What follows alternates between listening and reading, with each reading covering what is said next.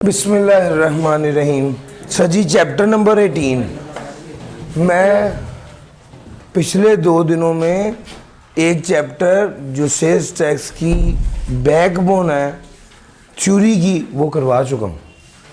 आज का जो असल टारगेट है वो तो ये है कि मैं आपको 18 और 19 इस चैप्टर में ख़ास तौर पर जो थ्योरेटिकल पार्ट है उसको कवर करवा दूँ। ठीक हो क्या सर जी?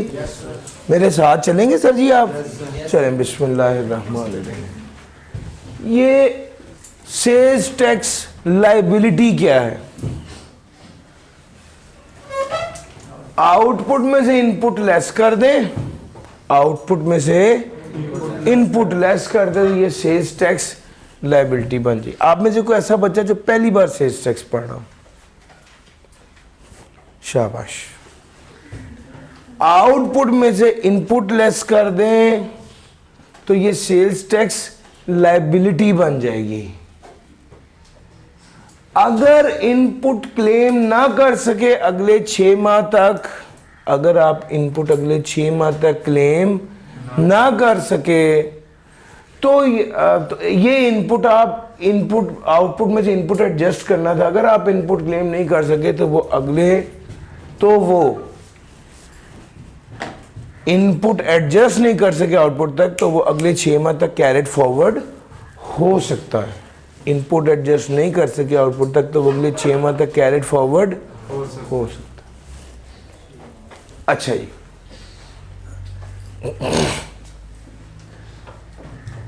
कुछ बातें 6 माह 6 टैक्स पीरियड। अगली बात, अगर 6 माह तक ना कर सके तो डेड हो जाए, खत्म हो जाएगा। बात ध्यान से सुनना, 4 बातें मैंने करनी है। बात नंबर 1, अगर ट्रांजैक्शन 50,000 से ऊपर की हो। बात नंबर 2, अगर क्रॉस बैंकिंग इंस्ट्रूमेंट के जरिए हो। बात नंबर 3, अगर 180 दिन के made with in 180 days of the issuance of the tax invoice. 50,000 से ऊपर की ट्रांजैक्शन हो, बैंकिंग इंस्ट्रूमेंट के जरिए हो, 180 दिन के अंदर अंदर हमने उसकी पेमेंट करनी है और एक बिजनेस बैंक अकाउंट से दूसरे बिजनेस बैंक अकाउंट में करनी है। 4 बातें समझ आई हैं?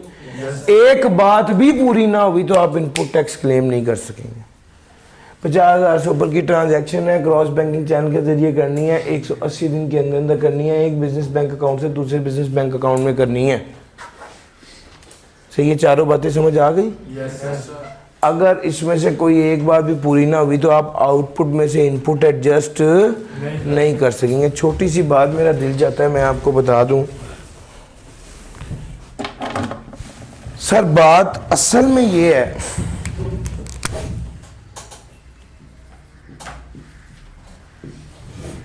आउटपुट टैक्स वो है जो हमने पे करना है। आउटपुट टैक्स वो है जो हमने पे करना है। इनपुट टैक्स वो है जो हमने वसूल करना है। इसको इसके साथ एडजस्ट करते हैं। बकाया 50 क्या होता है? पेएबल होता है।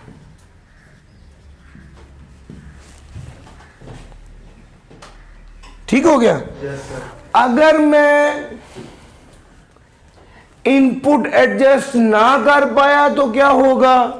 100 का 100 पूरा 100 पे। यार मेरी बात समझ आ रही है? यानी इनपुट को एडजस्ट करना अल्टीमेटली एक बेनिफिट है। इनपुट को एडजस्ट करना क्या है? एक बेनिफिट है।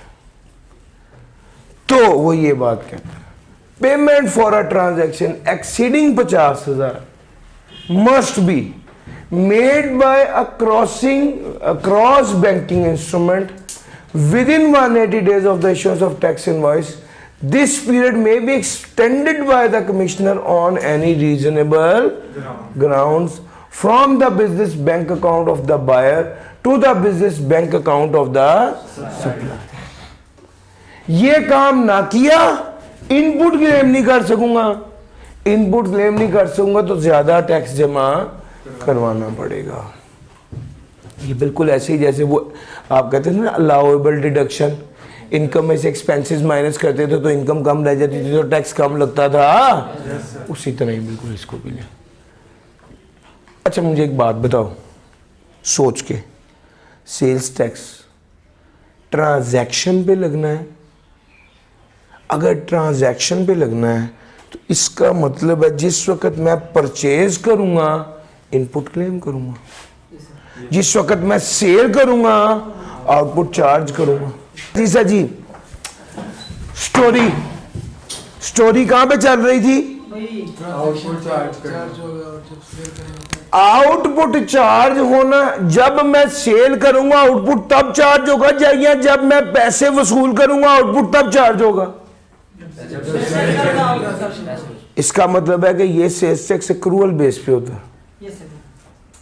जब मैं सेल करूंगा आउटपुट तब चार्ज होगा, ना कि जब मैं पैसे वसूल करूंगा आउटपुट तब चार्ज होगा।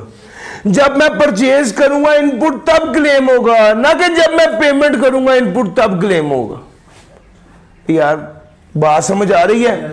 अब स्टोरी सुनो। आउटपुट था 100 रुपए का, इनपुट जनवरी में आउटपुट था, जनवरी में इनपुट था 50 रुपए का। मैंने इनपुट क्लेम कर लिया जनवरी में, जनवरी फरवरी मार्च अप्रैल मई जून 6 माह तक मैंने पैसे, 180 दिन गुजर गए मैंने पैसे नहीं दिए। जनवरी फरवरी मार्च अप्रैल मई जून, जुलाई के महीने में जाके मैंने पैसे दिए हैं। सवाल ये पैदा होता है कि क्या होगा? सर जी मैं इनपुट क्लेम कर चुका हूं, मुझे 180 दिन के अंदर अंदर पेमेंट करनी चाहिए थी। यार मेरी बात पिक कर रहे हो? अब चूंकि मैं 180 दिन के अंदर अंदर पेमेंट नहीं कर पाया, तो ये इनपुट जो मैंने पहले क्लेम किया हुआ था ये क्या हो जाएगा? रिवर्स हो जाएगा। तो यार मैं बात समझ गए हो? लो सर, ये असल वो बात कर, ये असल में वो बात कर। क्योंकि आप ये सवाल कर सकते हैं कि सर इनपुट टैक्स जो है वो तो एक्रूअल बेस पे जब परचेज किया आपने इनपुट क्लेम कर लेना है। जब आपने परचेज किया इनपुट क्लेम कर लेना है। जब आपने परचेज किया तब इनपुट क्लेम कर लेना है। अब मसला क्या आ रहा है? आपने परचेज किया, आपने इनपुट क्लेम कर लेना है। अब अगला मसला ये आ रहा है कि परचेज करने पर इनपुट तो क्लेम कर रहे हैं और बाद में पेमेंट ना की, तो जब अगर 180 दिन तक पेमेंट ना की तो जो इनपुट आप ऑलरेडी क्लेम कर चुके थे वो क्या हो जाएगा? रिवर्स। सर समझ आ रही है? तो भाई ये बात थी, ये कंडीशन ना पूरी हुई तो आप ना रिफंड दे सकेंगे ना इनपुट क्लेम कर सकेंगे। इनपुट टैक्स एक्रूअल बेस पर क्लेम होता है। पेमेंट बैंकिंग चैनल के जरिए 180 दिन के अंदर करनी होती है। अगर ये पेमेंट इस तरह से ना की जाए तो जो पहले आप इनपुट एडजस्ट कर चुके हैं वो क्या हो जाएगी? पिक कर गए हो बात? चलो चलते हैं आगे। सर याद रखना, अनरजिस्टर्ड बंदे को सप्लाई करेंगे तो टैक्स वाले आपको माफ नहीं करेंगे। आपने अनरजिस्टर्ड बंदे को सप्लाई की, 4% फर्दर टैक्स लगाना पड़ेगा। आपने अनरजिस्टर्ड बंदे को सप्लाई की और 10 मिलियन पर मंथ या 100 मिलियन पर पर्सन पर ईयर तक की सप्लाई की, इस लिमिट तक सप्लाई की तो आप इनपुट टैक्स क्रेडिट ले सकेंगे।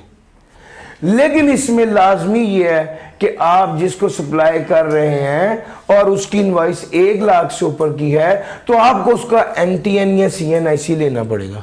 अगर आपने उसका एनटीएन और सीएनआईसी ना लिया तो आप इनपुट टैक्स क्लेम नहीं कर पाएंगे। अगर आपने उसका एनटीएन और सीएनआईसी ले लिया तो आप इनपुट टैक्स क्लेम कर पाएंगे। क्लियर होगी बात? ये बात है जनाब suppliers to unregistered person.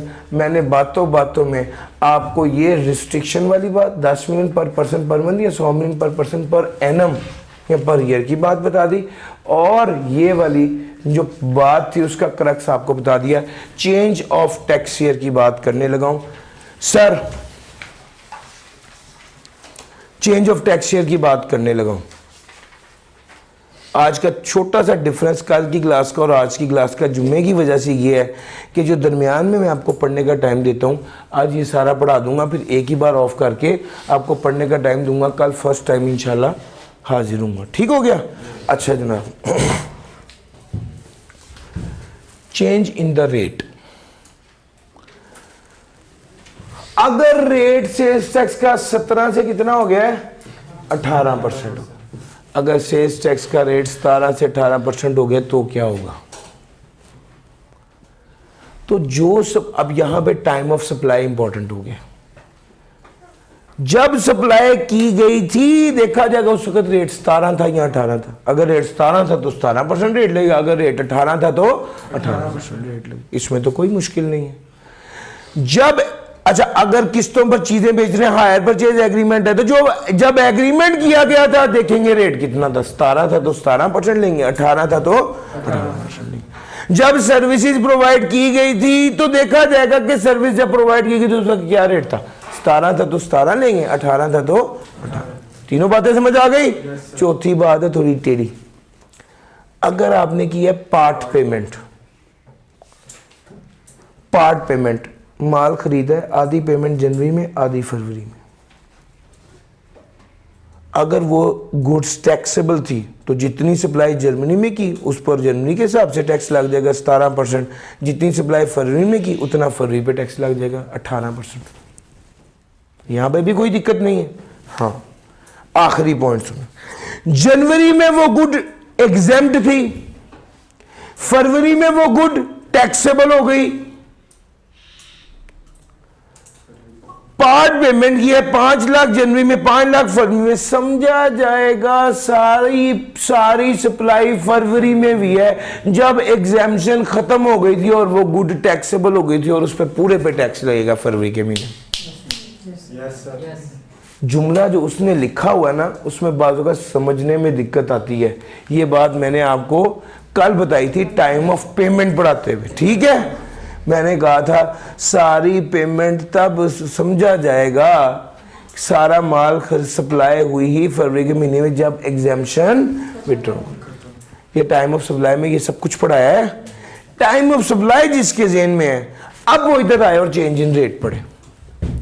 Change in rate में वो कहता है कि भी जब सप्लाई हुई उस दिन का रेट होगा। अगर हमने गुड्स इंपोर्ट की हैं तो दो मकासद होते हैं, या होम कंजम्पशन के लिए, अपनी कंजम्पशन के लिए, या क्लियर्ड फ्रॉम वेयर हाउस से क्लियरेंस कराइए। दोनों केसेस में जब गुड्स डिक्लेरेशन क्या होता है? ये इंपोर्ट का डॉक्यूमेंट है सर, कल टेम्पररी रजिस्ट्रेशन में भी पढ़ाया था। जब गुड्स डिक्लेरेशन प्रेजेंट करेंगे, in case the goods are entered for home consumption on the date on which the goods declaration is presented, and in case the goods are cleared from warehouse on the date on which a goods declaration for clearance of such good is presented।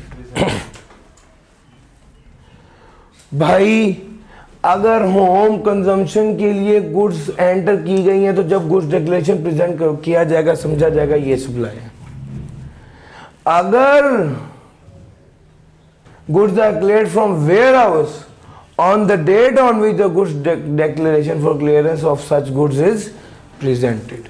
Sir अगर goods ware house से clear की गई हैं जिस दिन goods declaration present होगा उस दिन का रेट लगेगा।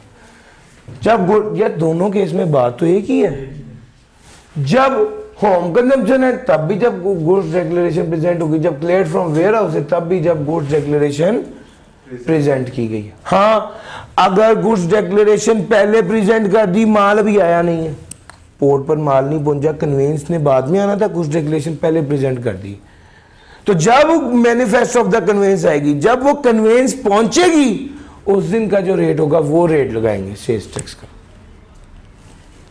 अगर गुड्स डिक्लेरेशन एडवांस में प्रेजेंट कर दी, पहले प्रेजेंट कर दी और अभी कन्वेंस पहुंची नहीं है पोर्ट पर, तो टैक्स चार्ज किया जाएगा वो रेट जिस दिन manifesto of the conveyance is delivered, जिस दिन वो कन्वेंस आ जाएगी।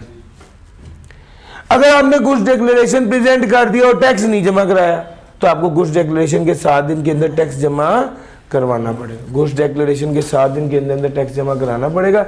If the tax is not paid within 7 days of the presenting of the goods declaration, the tax shall be charged at the rate as is in force on the date on which the tax is actually paid.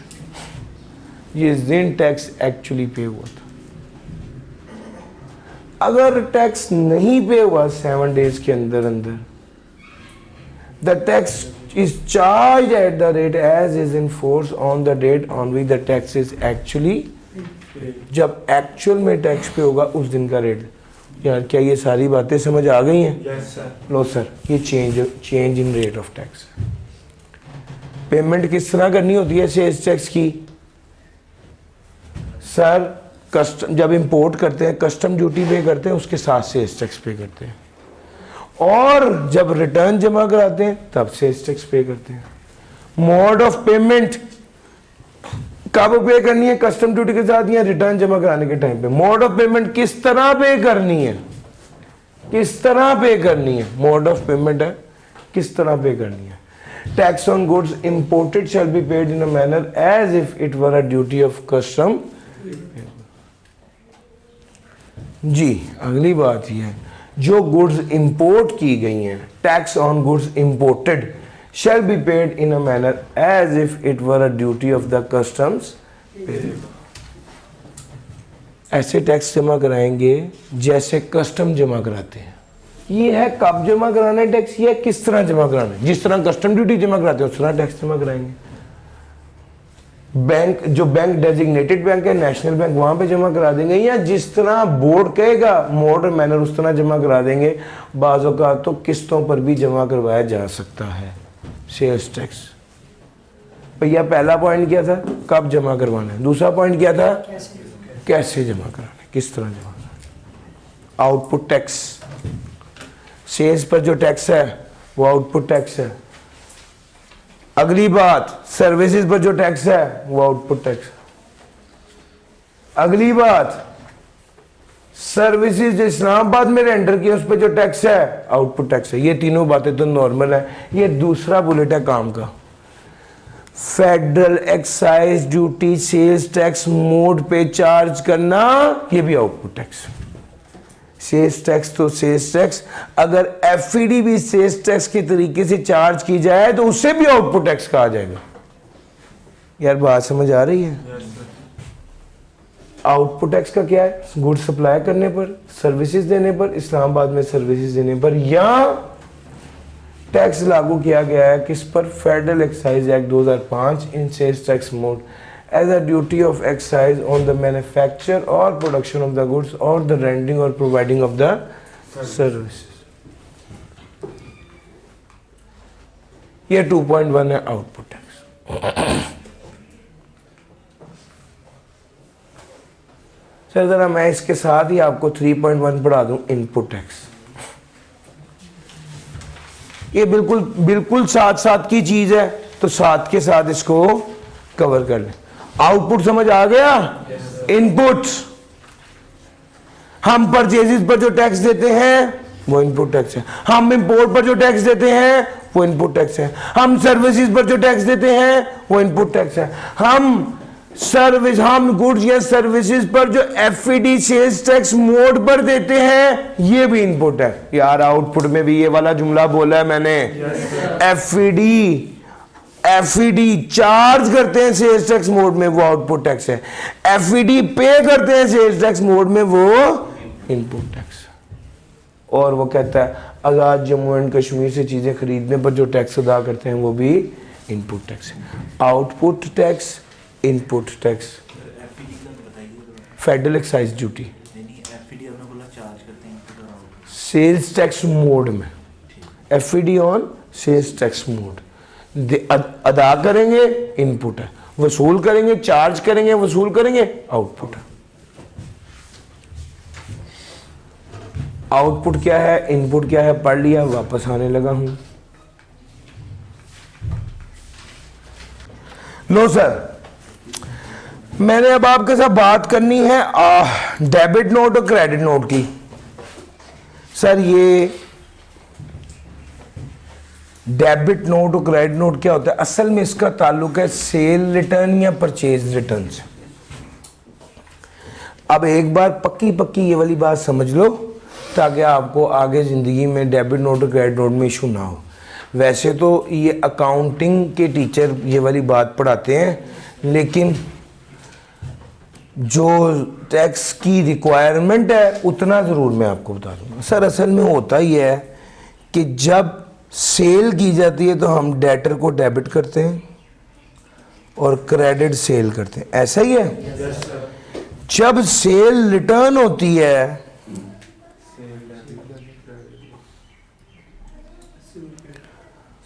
तो हम debtor को क्या करते हैं, debtor को credit करते हैं। बस ये याद रखना है, डेटर को कम करने के लिए सेल रिटर्न में डेटर को कम करना होता है, डेटर को कम करने के लिए डेटर को क्रेडिट करते हैं, यानी क्रेडिट नोट इशू करते हैं। बस एनी गल, मुश्किल तो नहीं लगी बात, बस इससे ज्यादा इसकी कोई हैसियत नहीं। हमने परचेज की, debit purchase, credit creditor, purchase return हो गई। परचेज रिटर्न में हमने क्रेडिटर को कम करना है, क्रेडिटर को डेबिट करेंगे, डेबिट नोट इशू करेंगे। भैया क्रेडिटर को कम करने के लिए डेबिट करते हैं तो कौन सा नोट इशू करते हैं, डेबिट। डेटर को कम करने के लिए क्रेडिट करते हैं तो कौन सा नोट इशू करते हैं, यानी सेल रिटर्न के केस में क्रेडिट नोट इशू होता है और परचेज रिटर्न के केस में। ये बात यहां पे खत्म नहीं हुई। इसी का ही मिरर इफेक्ट एक और है। अगर मैंने सेल की थी 100 रुपए की, डेटर को 100 रुपए की इनवॉइस भेजी थी, मैंने पहले कहा था रेट बढ़ गया तो मैं आपको जो है ना इसकी बढ़ी हुई इनवॉइस दोबारा भेजूंगा। लो जी, रेट 100 से 125 हो गया। अब मैं 25 रुपए से डेटर को बढ़ाना है तो कौन सा नोट इशू करूंगा, 25 रुपए से डेटर को बढ़ाना है तो मैं कौन सा नोट इशू करूंगा, डेटर को डेबिट करना होता है ना बढ़ाने के लिए, यानी ये वाला डेबिट नोट डेटर को बढ़ाने के लिए इशू किया जा सकता है। और मैंने परचेज की थी, मैंने चीजें बेची थी, मैंने परचेज की थी, मैंने क्रेडिटर को क्रेडिट किया था। 100 रुपए से जब रेट बढ़ के 125 हुआ तो मैंने अब क्रेडिटर को बढ़ाना था तो मैं क्रेडिटर को क्रेडिट करूंगा। तो भाई क्रेडिटर को बढ़ाने के लिए क्रेडिट नोट, क्रेडिटर को कम करने के लिए डेबिट नोट, सेल डेटर को कम करने के लिए क्रेडिट नोट, डेटर को बढ़ाने के लिए डेबिट नोट। और यार समझ आ गई है, ये असल स्टोरी है। और ये मेनली डेबिट नोट और क्रेडिट नोट इशू होते ही कब है, जब ये कब इशू होते हैं, जब सप्लाई कैंसिल हो जाए, जब रिटर्न हो जाए गुड्स, जब सप्लाई की नेचर तब्दील हो जाए, जब वैल्यू तब्दील हो जाए, या कोई ऐसा इवेंट आ जाए, some events the amount shown in the tax invoice return needs to be modified, return needs to be modified.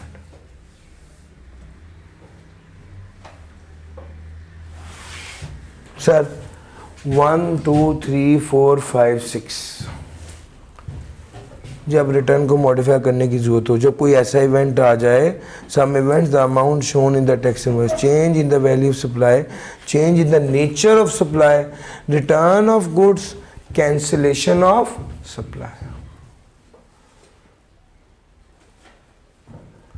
Adjustment of debit and credit note.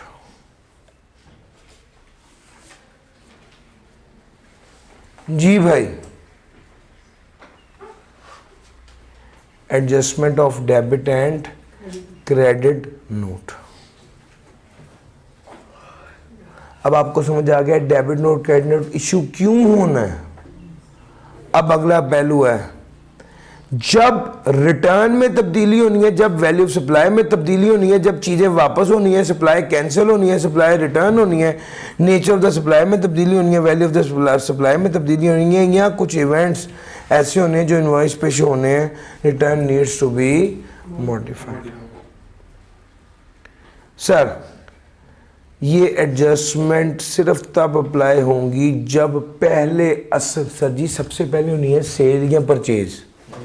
ये जो भी बात होनी है ये उसके बाद, यार कोई चीज परचेज की हुई है पहले तो वही वापस कर रहे हो ना, तो बुनियादी तौर पे पहले इनवॉइस इशू हो चुकी है।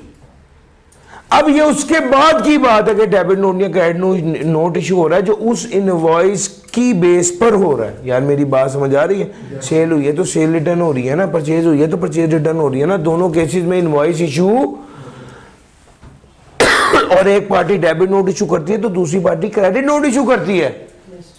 सर समझ आ रही है? ये स्टोरी है सर। अब अगली बात, इनवॉइस में क्या क्या शो हो रहा होता है?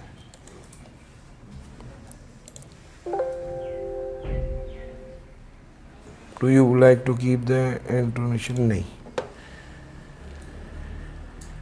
इनवॉइस में क्या क्या शो हो रहा होता है? This is sales tax chapter number 90।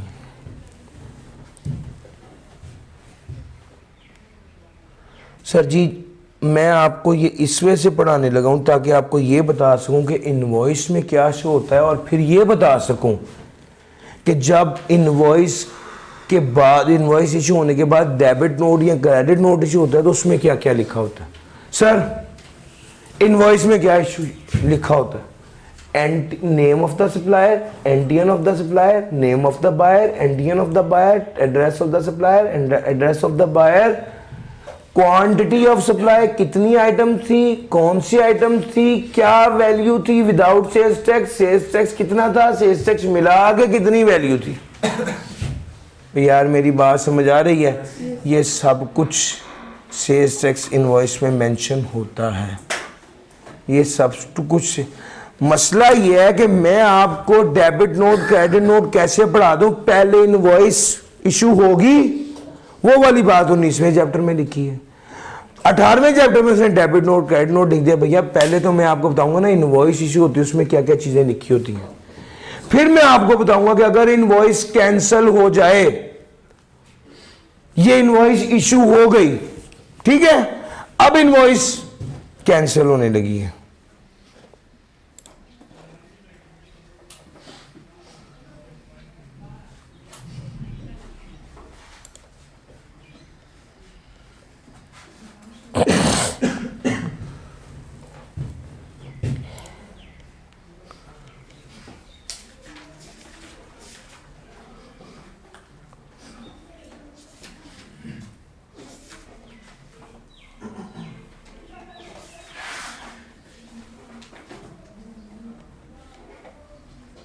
अब देखो, अगर इनवॉइस कैंसल हो जाए, अगर सप्लाई कैंसल हो जाए, 10 लाख का माल हुआ था, 10 लाख का माल वापस, तो डेटर को कम करेंगे क्रेडिट, क्रेडिटर को कम करेंगे डेबिट नोट, डेटर को कम करेंगे क्रेडिट नोट। पता है ना सर ये जो क्रेडिट नोट बनेगा, बिस्मिल्लाह, ये क्यों नहीं आ रहा?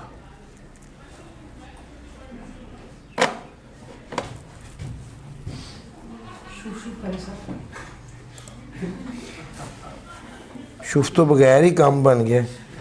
मैं शुफ से ज़्यादा वो इकरारुल हसन के साथ, मैं शुफ के साथ नहीं।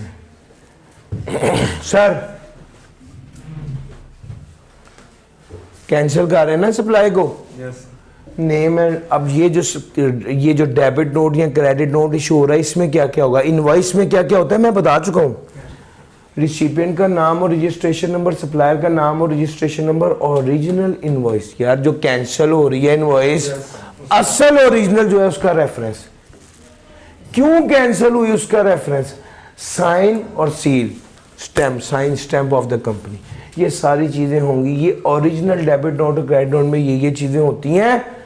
और the original copy of the debit note shall be sent to the supplier and duplicate shall be retained for record. अगली बात देखो, अगर वैल्यू तब्दील हुई है, यानी भैया एक केस तो ये था कि 10 लाख की चीजें मंगवाई थी, 10 लाख की चीजें वापस, 10 लाख की चीजें मंगवाई थी, 50,000 की चीजें वापस हुई हैं, बाकी 9.5 लाख की वापस। अगर ऐसा सीन है तो क्या होगा? अब इसका मतलब है ये सप्लाई कैंसिल नहीं हुई बल्कि वैल्यू में तब्दीली हुई। अगर वैल्यू में तब्दीली हुई है तो जो डेबिट नोट या क्रेडिट नोट इशू होगा उसमें क्या क्या होगा? सप्लायर और रिसिपिएंट के नेम और registration number, number and date of the original sales tax invoice. Original value and sales tax as in original invoice. Revised value and sales tax. Difference of value and sales tax adjustable. Reason for revision of value. Signature and seal of the authorized person issuing the note. Sir आप गौर करें फ़र्क क्या है पीछे और इसमें. उसने value की बात ही नहीं की थी. ओरिजिनल इनवॉइस इतनी थी, कैंसिल हो गई, ख़त्म. यहाँ पर वो कहता है ओरिजिनल वैल्यू कितनी थी, रिवाइज वैल्यू क्या है, डिफरेंस क्या है, क्यों है, फिर साइन सिग्नेचर. और गौर कर रहे हो ये 2-4 चीज़ें इजाफी हैं. डेबिट नोट, क्रेडिट नोट इस तरह से इशू होते हैं. सर जी इसके बाद ये 2.2.4 है. इसमें एक बात मेजर ज़्यादा इम्पोर्टेंट है और वो ये है कि आपने पेमेंट भी 180 दिन के अंदर अंदर करनी होती है और ये डेबिट नोट तो क्रेडिट नोट भी इनवॉइस के 180 दिन के अंदर अंदर इशू हो जाना चाहिए. अगर ये 180 दिन के अंदर अंदर इशू नहीं होगा तो टैक्स वाले इसको नहीं मानेंगे. हाँ अलबत्ता अगर आप कलेक्टर को दरख्वास्त दे दें तो वो आपको मज़ीद 180 दिन की एक्सटेंशन दे सकता है. अगर आपने लो जनाब ये डेबिट नोट और क्रेडिट नोट की डिस्कशन थी. इसमें कॉन्सेप्ट इंपॉर्टेंट था ज़्यादा. अब मैं आ रहा हूँ डिस्ट्रक्शन ऑफ गुड्स की तरफ. Destruction of goods. अगर गुड्स डिस्ट्रॉय हो जाएं तो क्या होगा. अगर गुड्स डिस्ट्रॉय हो जाएं तो क्या होगा. सर जी मैंने माल बनाया था, माल एक्सपायर हो गया, वापस आ गया, अब मैं क्या करूँगा. ज़ाया एक्सपायर हो गया, जला दूंगा, बस चला दूं. मैं ये जलाऊंगा, टैक्स वाले कहेंगे सप्लाई की है, डिस्पोज हो गया ना. डिस्पोजल सप्लाई है. सप्लाई का क्या मतलब है, सेल्स टैक्स लग गया. ये तो मुसीबत बन गई. मैं पहले जाऊंगा FBR भाईजान, मैं ये सामान जलाने लगूँ, बल्कि आप आए बिस्मिल्लाह, मैं पेट्रोल डालता हूँ, आग आप खुद लगाएं. ठीक हो गया सर, समझ आ रही है. अब होगा ये अगर FBR के बंदे की मौजूदगी में जलाया जाएगा तो फिर हम टैक्स से बच जाएंगे, फिर इसको सप्लाई नहीं माना जाएगा. अब अगर FBR का बंदा मौजूद था तो ये सप्लाई नहीं होगी, आउटपुट चार्ज नहीं होगा, आउटपुट भी नहीं लगेगा और इनपुट भी नहीं मिलेगा. लेकिन अगर FBR का बंदा मौजूद होता तो मौजूद ना होता तो हमने इसको क्या मान लेना था, टैक्स वालों ने कहना था ये सप्लाई है, आउटपुट चार्ज भी होना था और इनपुट क्लेम भी होना था. सर ये समझ आई है. Yes sir. 2-3 मार्क्स का ये टेस्ट हो सकता है. डेबिट या क्रेडिट नोट के हवाले से उसमें क्या क्या पार्टिकुलर्स होते हैं ये टेस्ट हो सकता है, लेकिन वो काम किस तरह करता है वो टेस्ट नहीं होता क्योंकि वो न्यूमेरिकल में आ जाता है. ठीक हो गया. तो अच्छा जी इनपुट क्या है पढ़ा दिया. इनपुट टैक्स क्लेम कर सकते हैं. याद रखना आप इनपुट टैक्स क्लेम तब करेंगे जब कम से कम 2 शर्तें पूरी हो जाएं. शर्त नंबर 1 सप्लाई हो गई हो. शर्त नंबर 2 आपके पास उसका कोई सबूत मौजूद हो. इनपुट क्लेम कर सकते हैं जब आपके पास इनवॉइस मौजूद होगी, जब आपके पास बिजली और गैस के बिल मौजूद होंगे, जब आपके पास गुड्स डिक्लेरेशन मौजूद होगा, जब आपके पास ऑक्शन किए तो ट्रेजरी चालान मौजूद होगा. ये थी ऊपर ऊपर से बात. थोड़ी सी और डेप्थ में जाते हैं. सर जी सुनिएगा, अगर आपने इनपुट टैक्स क्लेम करना है, अगर आपने इनपुट टैक्स क्लेम करना है तो सबसे पहले क्या देखना पड़ेगा, इनवॉइस मौजूद है या नहीं, और उस इनवॉइस पे आपका नाम और आपका रजिस्ट्रेशन नंबर दर्ज होना चाहिए. अगर आपने बिजली और गैस के बिल को इनपुट टैक्स क्लेम करना है तो वो बिल आपके पास होना चाहिए और उस बिल पे आपका नाम और रजिस्ट्रेशन नंबर होना चाहिए. पास पेपर का सवाल है, आपने किराए पर जगह ली थी, उस बिल के ऊपर मालिक का नाम था, इनपुट टैक्स क्लेम नहीं कर सकते. अगर आपने गुड्स इंपोर्ट किया तो गुड्स डिक्लेरेशन जिसके ऊपर आपका नाम हो. अगर आपने ऑक्शन से कोई चीज खरीदी है तो ट्रेजरी चालान जिस पर आपका नाम और रजिस्ट्रेशन नंबर हो. यार मेरी बात समझ आ गई है. और सप्लायर जिससे आपने चीज़ें खरीदी हैं वो खुद FBR को डिक्लेयर करे कि मैंने ये चीज़ें बेची हैं, और वो सप्लायर जिससे आपने खरीदी हैं वो डिक्लेयर करे FBR को और पे करे due tax as shown in the return.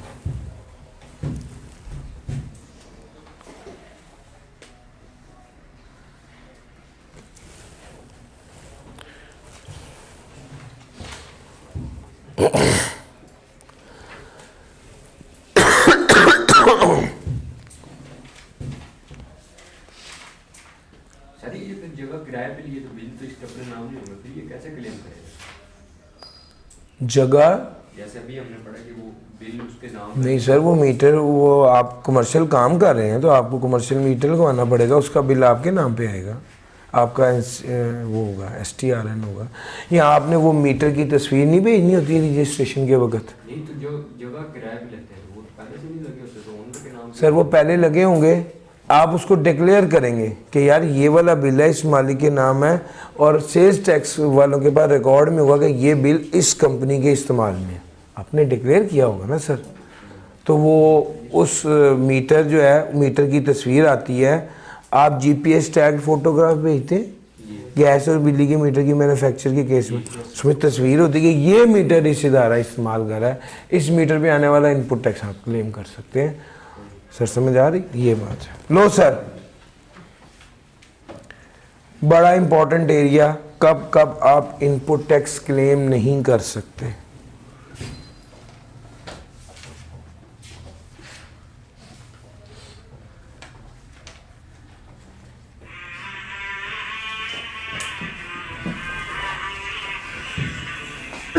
माशाल्लाह, मीठे मीठे प्यारे प्यारे। हाँ अच्छा जी, ये क्या करना चाहिए, मैं ना असल में कुछ किसी और सोच में खो गया था।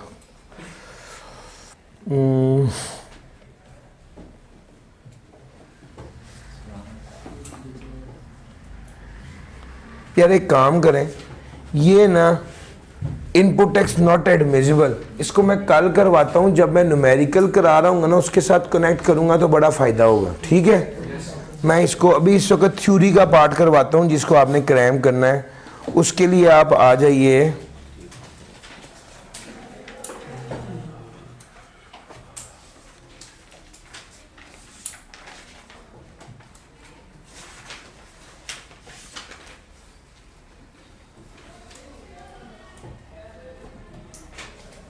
जी सर जी, यूनिट 4 पे मैंने दरमियान में आपको एक यूनिट पूरा स्किप करवाया है, कल मैंने आगे पहले ही आपको ये करवाना है।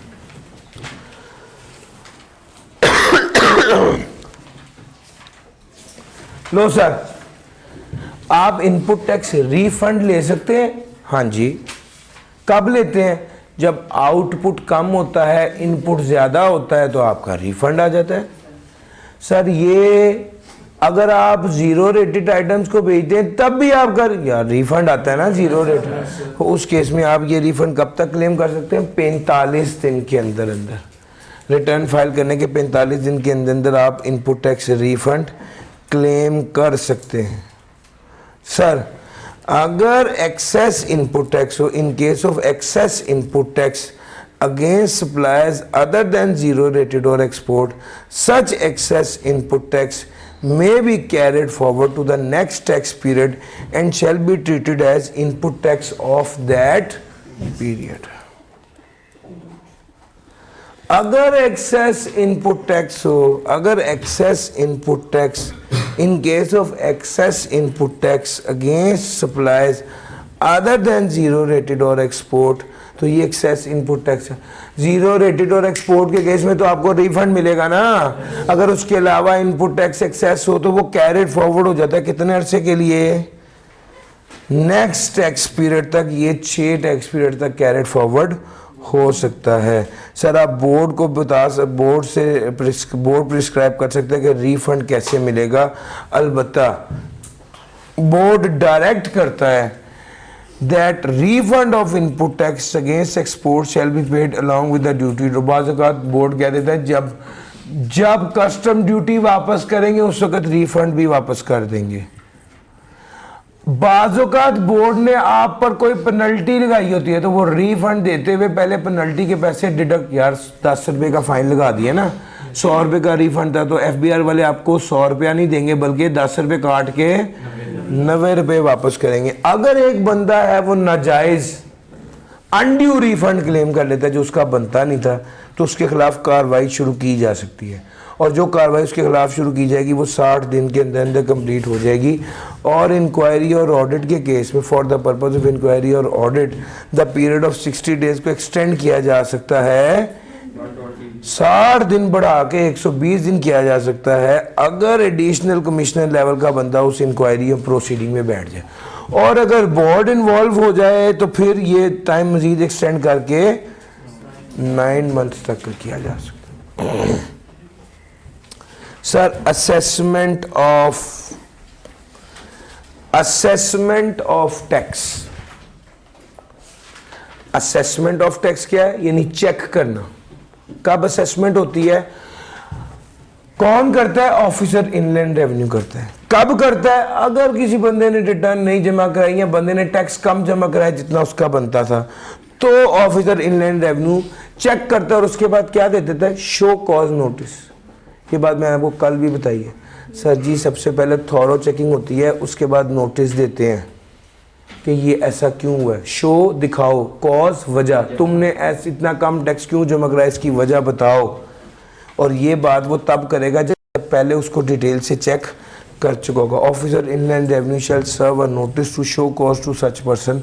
After this the officer shall make an order for assessment of tax including imposition of penalty and default surcharge. Imposition of penalty and default surcharge. The show cause notice and the order of assessment will have no effect if the person required to file a return tax return files return after the due date and pays the amount of tax payable in accordance with the tax return along with the default surcharge. भैया अगर जितना tax, जितना penalty, default surcharge और tax उसने कहा था आपने अदा कर दिया है, अब तो नाराज ना हो, अब तो मसला हल हो गया। वो ये कहते कि भाई शो कॉज नोटिस का कोई इफेक्ट नहीं होगा, अगर जितना टैक्स बनता था उसने पेनल्टी और डिफॉल्ट सरचार्ज के साथ उसको अदा कर दिया। हाँ, अगर किसी और रीज़न से उसने टैक्स अदा नहीं किया, टैक्स कम अदा किया या रिफंड ज़्यादा क्लेम किया है, तो ऑफिसर इनलैंड रेवेन्यू उसकी असेसमेंट करेगा और चेक करेगा कि इसका टैक्स बनता कितना था, और ये भी देखेगा कि इसने कितना अनलॉफुली कैलकुलेट किया है। वो बाद में फाइनल टैक्स निकालने के बाद जितना बनता है वो उस पर पेनल्टी और डिफॉल्ट सरचार्ज लगाएगा।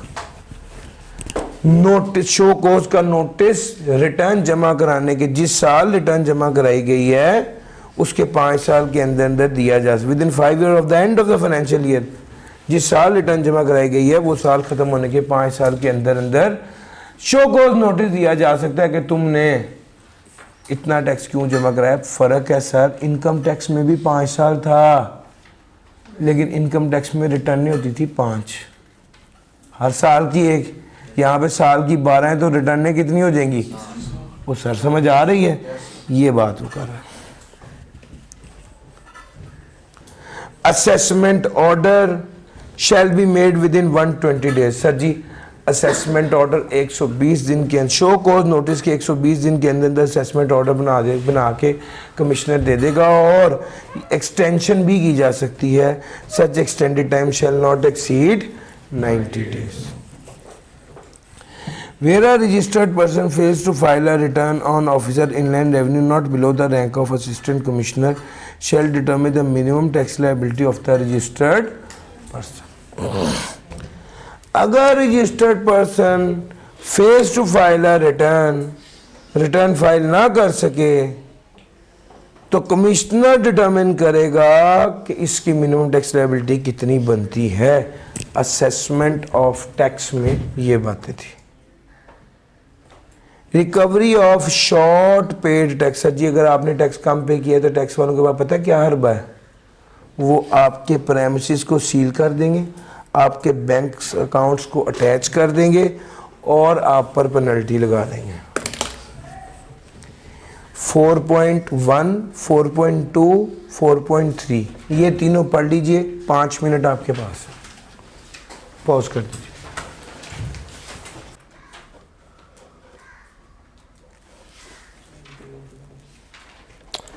आ जाओ यार, मैं असल में ये चाह रहा था कि ये जो थ्योरेटिकल पार्ट है ना, ये मैं आज कवर करवा दूं। जो हिस्सा बहुत ज़्यादा स्पेसिफिक टू न्यूमेरिकल था वो मैंने इंटेंशनली छुड़ा दिया, जैसे इनपुट टैक्स क्रेडिट का अलाउ नहीं होता और 90% वाली ये बात। लो सर,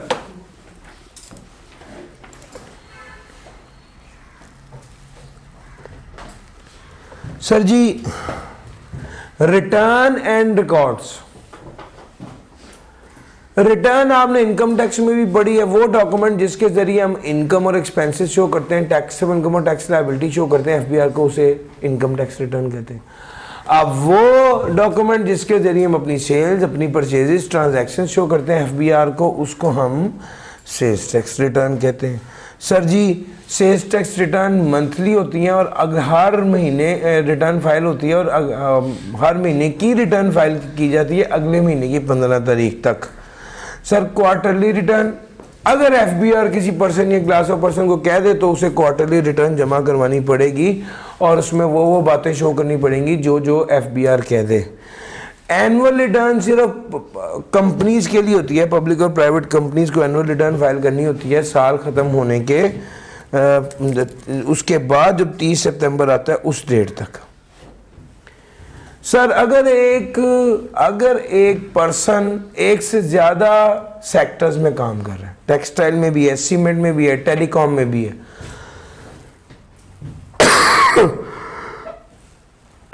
अगर एक बंदा एक से ज़्यादा सेक्टर्स में काम कर रहा है, टेक्सटाइल में, सीमेंट में और टेलीकॉम में, तो क्या करना पड़ेगा? टेक्सटाइल में, सीमेंट में और टेलीकॉम में अगर एक बंदा काम कर रहा है तो करना क्या पड़ेगा? तो उस केस में हमें टेक्सटाइल, सीमेंट और टेलीकॉम, इन तीनों की date of filing of return different है। तो जो मेजॉरिटी हमारा जो मेजर एक्टिविटी है उसके मुताबिक हमें रिटर्न फाइल करनी पड़ेगी उस डेट पे। इलेक्ट्रॉनिक फाइलिंग क्या है? Sir the return filed electronically on the web और other computer readable media shall also be deemed to be a valid return. Sir electronic filing, electronic return को भी valid return समझा जाता है, और जिसके अंदर ई इंटरमीडियरी जो है जो डिजिटलाइज करता है डाटा टैक्स पर से लेके, ये वाली बात भी मैंने इनकम टैक्स में आपको पढ़ाई हुई है। हर रजिस्टर्ड बंदा रिक्वायर्ड है कि वो रिटर्न फाइल करे, इलेक्ट्रॉनिकली भी कर सकता है, और जो रिटर्न इलेक्ट्रॉनिकली फाइल की जाएगी उसकी पेमेंट भी की जाएगी। पेमेंट भी ऑनलाइन हो जाती है, नहीं तो designated branches of national bank में हो जाती है। सर जी अगर आप इलेक्ट्रॉनिकली रिटर्न फाइल कर रहे हो तो रिटर्न जमा कराने की आखिरी तारीख 18 होती है, जबकि टैक्स जमा कराने की आखिरी तारीख फिर भी 15 ही रहती है। सर एक्सटेंशन मिल सकती है? यस। किसको कहना पड़ेगा? तारीख में तोसी मिल सकती है, आखिरी तारीख में एक्सटेंशन मिल सकती है रिटर्न फाइल करने की? बिल्कुल मिल सकती है। वो कहता है registered person required to furnish a return shall apply in writing to the commissioner for an extension to furnish the return. Registered person required to furnish return apply करेगा राइटिंग में कमिश्नर को for an extension to furnish the return.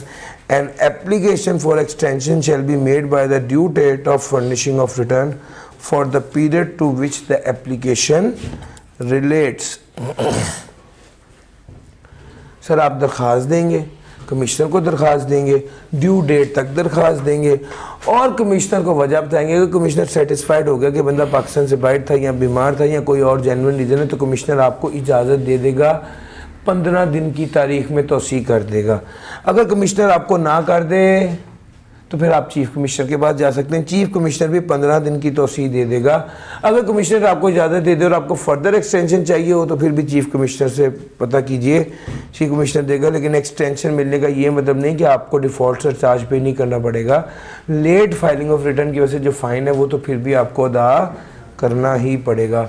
ये वाली सारी बात copy paste है chapter number 14 unit 8 की। लिखना है तो लिख लें, कॉपी पेस्ट।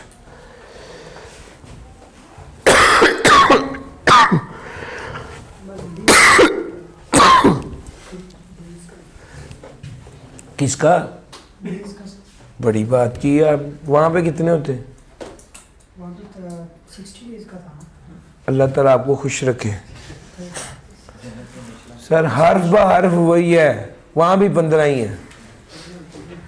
बंदे में कॉन्फिडेंस होना चाहिए। मैंने हिसाब लगाया, कामयाब वही बंदा ही है। अगर डेज का डिफरेंस होता तो मैं आपको कहता एज इट इज सेम है, लेकिन बहरहाल कोई बात नहीं, शाबाश, अच्छी कोशिश थी। Particulars of sales tax return. Sir ji, sales tax return में क्या क्या चीजें होती हैं? जाहिर बात है, सप्लायर का नाम, sales tax registration number, name and address of supplier, supplier और परचेजर का sales tax return registration number.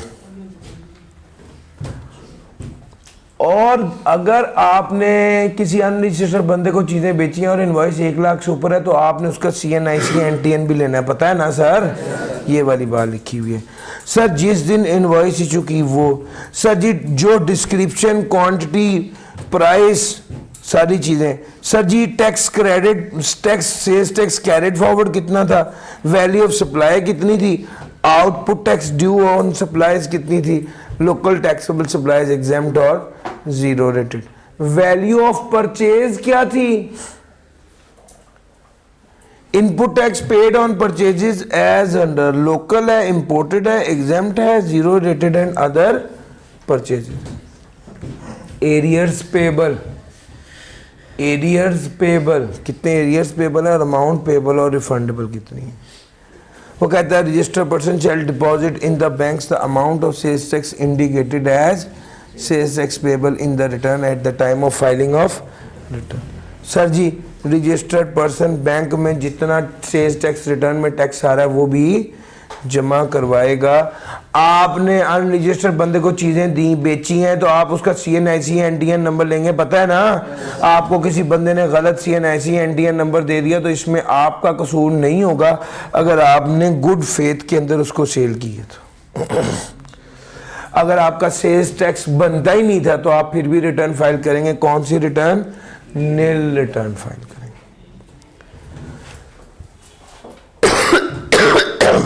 Sir यहां तक अगर आप पहुंच गए, इससे आगे आप लिख दीजिए रिवाइज्ड रिटर्न। यहां पर एक हेडिंग दे दें,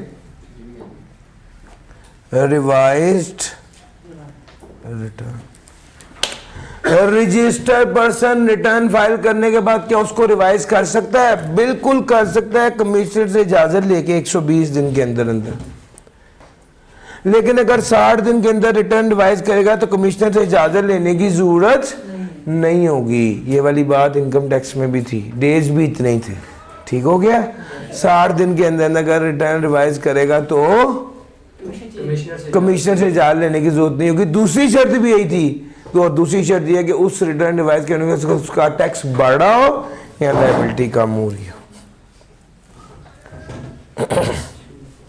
सर आपने रिटर्न रिवाइज की है, वॉलंटरीली की है तो कोई पेनल्टी नहीं।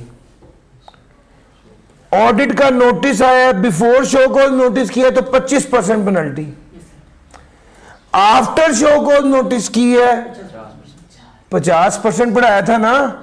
इनकम टैक्स में 50 होती है, सेल्स टैक्स में 100% होती है। सेल्स टैक्स में 100% होती है।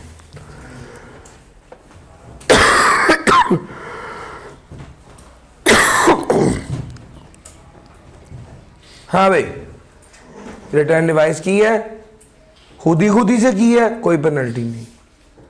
ऑडिट के लिए सिलेक्ट हुए, शो कॉज नोटिस से पहले की है 25%, शो कॉज नोटिस के बाद की है 100%। स्पेशल रिटर्न, सर जी इसको कहते हैं फरमाइशी प्रोग्राम। किसका? FBR का। FBR जिस पर्सन या क्लास ऑफ पर्सन को चाहे, जैसे चाहे, जितनी क्वांटिटी, जो इंफॉर्मेशन चाहे उसको कहेगा कि इस इंफॉर्मेशन के मुताबिक तुम रिटर्न फाइल कर दो, और उस बंदे को उस डेट तक रिटर्न फाइल करनी पड़ेगी। The person shall, the special return will be for such period as the board may specify. Commissioner may also require from any person a return in a prescribed form, and such person shall furnish the return not later than the date specified. This return may be demanded in respect of information related to him or relating to his principal if he is acting as agent. Final return, जब कोई बंदा D register होता है, कल पढ़ाया था आपको, उस वक्त वो आखिरी रिटर्न जो फाइल करता है उसे फाइनल रिटर्न कहते हैं। जब भी कोई बंदा रिटर्न फाइल करता है तो समझा जाएगा ये रिटर्न उसने खुद फाइल की है या उसके कहने पर उसके एजेंट ने फाइल किया, उसके लिए वो खुद जिम्मेदार होता है अनलेस वो प्रूव करे कि उसने खुद फाइल नहीं की। सर रिटर्न की स्टोरी यहां पर खत्म होती है। देखें सर जी ये समरी है, ये जरा देखना, इसमें सारा कुछ कवर हो रहा है। Monthly return register person file करेगा महीने की 15 तारीख को, अगर इलेक्ट्रॉनिक कर रहे हैं तो 18 तारीख तक रिटर्न फाइल कर सकता है, 15 तारीख तक टैक्स पे करे। स्पेशल रिटर्न रजिस्टर्ड या अनरजिस्टर्ड पर्सन फाइल करेगा, कमिश्नर स्पेसिफाई करेगा और नोटिस देगा तब। फाइनल रिटर्न डी रजिस्ट्रेशन पे फाइल करेगा जब कमिश्नर कहेगा उस तारीख तक। एनुअल रिटर्न पब्लिक और प्राइवेट कंपनी फाइल करेगा 30 सितंबर तक। क्वार्टरली रिटर्न रजिस्टर्ड या अनरजिस्टर्ड पर्सन फाइल करेगा जिसको कमिश्नर कहेगा जब तक। रिकॉर्ड, जिस तरह मैंने आपको इनकम टैक्स में रिकॉर्ड की स्टोरी सुनाई थी कि ये वो सबूत होता है जो हमने अपने पास महफूज रखना होता है, इसी तरह सेल्स टैक्स में भी हर इनवॉइस, टैक्सेबल गुड्स की इनवॉइस, एग्जाम्प्ट गुड्स की इनवॉइस, जीरो रेटेड गुड की इनवॉइस और हर इनवॉइस पे कौन सी डिस्क्रिप्शन, क्वांटिटी, वैल्यू है, किस बंदे से खरीदी, कब खरीदी, किस बंदे को बेची, कब बेची, सब कुछ आपने अपने पास रिकॉर्ड के तौर पर रखना होता है। परचेजेस का, सप्लाईज का रिकॉर्ड। उसके अलावा बिजनेस बैंक अकाउंट का रिकॉर्ड, और बोर्ड तो ये भी बता सकता है कि आप कितने बिजनेस बैंक अकाउंट इस्तेमाल कर सकते हैं और फिर आपको उतने ही बिजनेस बैंक अकाउंट इस्तेमाल करने पड़ेंगे। बोर्ड आपसे जो भी रिक्वायर करे इंफॉर्मेशन वो आपने अपने पास रखनी है। और ये रिकॉर्ड कहाँ पर रखना है? बिजनेस प्रेमिसेस में, इंग्लिश और उर्दू लैंग्वेज दोनों में। अगर कोई रजिस्टर्ड पर्सन कंपनी है और उसका ऑडिट होता है कंपनीज एक्ट 2017 के मुताबिक, तो उसके ऑडिटेड अकाउंट्स की कॉपी भी आपने अपने पास रिकॉर्ड के तौर पे रखनी है सेल्स टैक्स रिकॉर्ड में। और सर जी मुश्किल तो नहीं लग रहा, इतनी सी बातें रिकॉर्ड के हवाले से दी। इनवॉइस में क्या आना है ये मैं आपको पढ़ा चुका हूँ। सप्लायर रिसिपिएंट का नेम, CNIC, NTN और वो आएगा अगर अनरजिस्टर्ड को बेचा और लाख रुपए से ऊपर थी। इनवॉइस की डेट क्या, डिस्क्रिप्शन थी, क्या वैल्यू थी, क्या सेल्स टैक्स मिला के वैल्यू थी, क्या उसके बगैर थी। आपको पता है रजिस्टर्ड बंदा ही इनवॉइस इशू करेगा। अगर कोई बंदा रजिस्टर्ड ना हो, अगर कोई बंदा रजिस्टर्ड ना हो तो वो इनवॉइस इशू नहीं कर सकता। सर PDF में भी इनवॉइस इशू होती है, जरूरी नहीं कागज हो। बोर्ड स्पेसिफाई करेगा मॉडिफाइड इनवॉइसेस कि कौन कौन सा बंदा इनवॉइस इशू कर सकता है। और अगर सब्सिक्वेंटली प्रूव हो जाए कि आपने जिसको इनवॉइस इशू की थी उसने आपको गलत CNIC दिया तो इसमें आपका कसूर नहीं होगा अगर आपने गुड फेथ में दी है। सर जी आपने ये रिकॉर्ड अपने पास कब तक रिटेन रखना है? 6 साल तक। अगर आपकी कोई कार्रवाई चल रही है, कोई प्रोसीडिंग चल रही है, तो जब तक उस प्रोसीडिंग का फैसला नहीं हो जाता तब तक आपने अपना ये रिकॉर्ड महफूज रखना है। Sir ji access to record, sir ji record को कोई चेक कर सकता है, कोई मंगवा सकता है? कमिश्नर साहब पावरफुल आदमी है, वो जो रिकॉर्ड पे हाथ रखे उसे कि मुझे चेक कराओ तो कमिश्नर को चेक करा सकता है, उसको देख सकता है और देखने के बाद उसको स्क्रूटनाइज कर सकता है। कमिश्नर तो ये भी कह सकता है कि जिस मशीन में सारा रिकॉर्ड है मुझे उस मशीन की एक्सेस दो, तो आपको उस मशीन की डिवाइस की एक्सेस देनी पड़ेगी या USB में डाटा देना पड़ेगा या लैपटॉप उसको तो कहेंगे कि सर ये यहाँ पे सारा रिकॉर्ड है चेक कर लें, वो कर सकता है, पावरफुल आदमी है।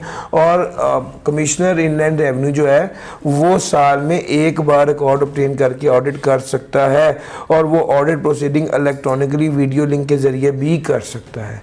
अगर कमिश्नर के पास इंफॉर्मेशन आ जाए कि इस बंदे ने टैक्स चोरी किया है तो वो ऑथराइज कर देगा officer inland revenue not below the rank of assistant commissioner को कि वो ऑडिट कंडक्ट करे। वो ऑडिट तब भी कंडक्ट करेगा चाहे पहले AGP यानी ऑडिटर जनरल ऑफ पाकिस्तान एक दूसरा इदारा है, सरकारी ऑडिटर होते हैं, इन्होंने ऑडिट करा लिया, इसके बावजूद अगर आपको लगता है कि ऑडिट होना चाहिए तो FBI वाले दोबारा ऑडिट कर सकते हैं। ऑडिट करने के बाद ऑफिसर इनलैंड रेवेन्यू में after obtaining the register person explanation on all the issues raised in the audit shall pass an order to impose the correct tax including default surcharge and penalty and recovery of amount erroneously refunded। वो कहते हैं भाई audit complete हो गया, officer inland revenue ने obtaining the register person explanation on all the issues raised order pass करेगा, correct कितना tax बनता है और कितना पेनल्टी बनती है इसको हाईलाइट करेगा। सर आप बाज़ औक़ात मिनिमम लायबिलिटी डिटर्मिन करने के लिए या आपको वैल्यू सप्लाई डिटर्मिन करने के लिए सैंपल ड्रॉ करना पड़ता है, तो कहते हैं आप सैंपल ड्रॉ करेंगे लेकिन मिनिमम क्वांटिटी का करेंगे और सैंपल जो ड्रॉ करेंगे वो जिससे सैंपल ड्रॉ कर रहे होंगे उसका टैक्स पेयर से रिसीट लेकर साइन करवा कर ये सैंपल ड्रॉ करेंगे और ये सैंपल मिनिमम क्वांटिटी का होना चाहिए against a proper receipt draw करेंगे। जो सैंपल आप लेंगे उस पर टैक्स पेयर साइन करेगा और आप सैंपल लेने के बाद उस रिसीट रिसीविंग देंगे कि हमने 1 किलो चीनी का सैंपल ड्रॉ किया है ताकि उसकी वैल्यू चेक की जा सके। ये ड्राइंग ऑफ सैंपल है। ट्रांजैक्शन बिटवीन एसोसिएट्स, क्या एसोसिएट्स के दरमियान जो ट्रांजैक्शन है इसका क्या होगा? सर दो जानने वाले लोग हैं उनके दरमियान ट्रांजैक्शन है तो वो कहते हैं भाईजान ये ट्रांजैक्शन आर्म्स लेंथ पे सेल्स टैक्स लगेगा, अगर आपने रियायत किया या वैल्यू कम किया तो उस कम वैल्यू पे नहीं लगेगा बल्कि आर्म्स लेंथ पे सेल्स टैक्स लगेगा। सर जी क्या ये बात मुकम्मल हुई है? येस और नो? सर जी चैप्टर नंबर 18 और 19 में 19 छोटा सा है, बार बार रेफर भी होता है। मेरे मुताबिक अगर आपने अच्छे से तैयार किया हुआ है एक बार इस पे 1 घंटा लगा दे तैयार हो जाएगा। मैं आपको यकीन मानेंगे बता रहा हूं कि उससे अगली बार ये 15 मिनट में रिवाइज हो जाएगा। छोटा सा चैप्टर है। 18वां चैप्टर 4.123 उसके मेहनत तलब है। आगे से चलते चले तो वो output tax debit credit note की जो डिस्कशन है वो सारी ज्यादा क्या क्या होता है उसमें वो इंपॉर्टेंट है, लेकिन उसने कैसे काम करना है ये सारी बात न्यूमेरिकली टेस्ट होती है। इनपुट टैक्स कौन सा अलाउ नहीं है ये वाली बात मैंने आपको नहीं बताई कि मैं आपको ये कल बताऊंगा। बाकी चैप्टर 18 में भी कुछ बहुत ट्रिकी नहीं है। मेरे मुताबिक अगर आप रट्टे वाले की बात करें तो आज 3-1 घंटे लगा लें तो ये चैप्टर हो जाएगा पक्का। अब आपके 17, 18, 19 ये कवर हो जाएंगे तो उससे एक चीज़ ध्यान में रखें कि यार 10 से 12 नंबर तो मेरे सेफ हो गए। इंशाल्लाह कल 12 बजे क्लास होगी। मैं मेक श्योर करूंगा कि आपको फॉर्मेट ये वाली बातें फॉर्मेट पढ़ा के 1-2 पास पेपर के न्यूमेरिकल कराऊं और फिर उसके बाद एक क्लास बाद में जिसमें मैं 3 बड़े न्यूमेरिकल कराऊं और मेक श्योर करूं कि आप इस 28-30 मार्क्स का जो पेपर आना है उसमें से 25 ले लो तो आप आधे पास हो जाओ। यही मेरा टारगेट है। आधे आप से पास हो गए मुझे पता फिर आप पूरे पास हो ही जाओगे। टारगेट क्या है? इस 25 में से इस 28 में से 25 लेने हैं, इस पे इतनी मेहनत करनी है। आप पहले हाफ में पहले टाइम में सेल्स टैक्स के थ्योरी के सवाल करें 10-12 नंबर आपके टक टक पूरे हों सर आपका कॉन्फिडेंस इतना आ जाएगा। न्यूमेरिकल ठीक करेंगे आप काफ़ी आगे निकल जाएंगे। इसमें से 25 ले लो बाकी 75 में से क्या 25 भी ना लोगे यार? मेरी बात समझ आ रही है? ये स्टोरी है, ये आइडियोलॉजी है। लो सर अपना ख्याल रखिएगा। आज के लिए इतना ही था। जुम्मा मुबारक। अल्लाह हाफिज़।